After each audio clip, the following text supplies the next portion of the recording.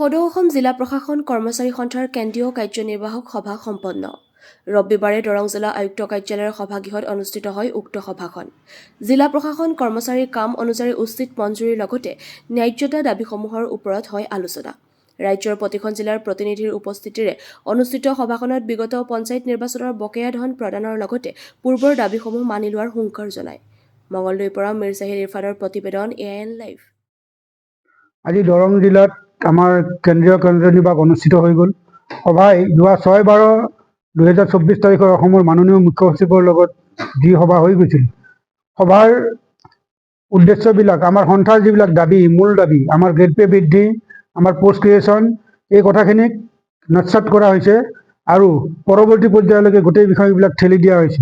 আজি অসম চৰকাৰক আমি মঙলদৈৰ পৰা পুনৰ ক'ব বিচাৰিছোঁ যে যদি অতি শীঘ্ৰেই 2019 চনতে বৰ্তমানৰ মাননীয় মুখ্যমন্ত্ৰীয়ে বিত্তমন্ত্ৰী হৈ থাকোঁতে লিখি দিয়া পদকেইটা পূৰণ কৰা নহয়, পদ সৃষ্টি কৰা নহয় আৰু সন্থাৰ দীৰ্ঘদিনীয়া দাবী, জন্মলগ্নৰ দাবী, যদি জিলা উপায়ুক্ত আয়ুক্ত কাৰ্যালয়ৰ কৰ্মচাৰীক যিখিনি তাগিদা দি যিখিনি কাম আদায় কৰা হয়, সেই কামৰ যদি মৰ্যাদা অনুপাতে যদি আমাক দৰমহা প্ৰদান নকৰে, তেতিয়াহ'লে অতি শীঘ্ৰে আমি এক কঠোৰ সিদ্ধান্ত ল'বলৈ বাধ্য হ'ম।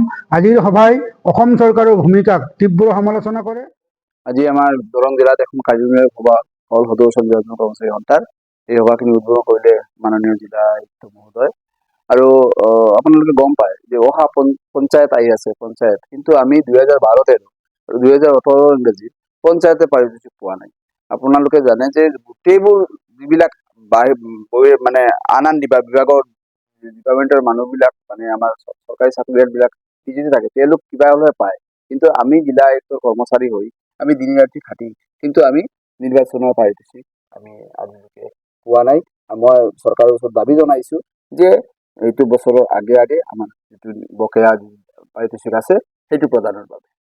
যিকোনো খবৰ আৰু বিজ্ঞাপনৰ বাবে যোগাযোগ কৰক 7896121996 লগতে 7002537271 আৰু 9854011916।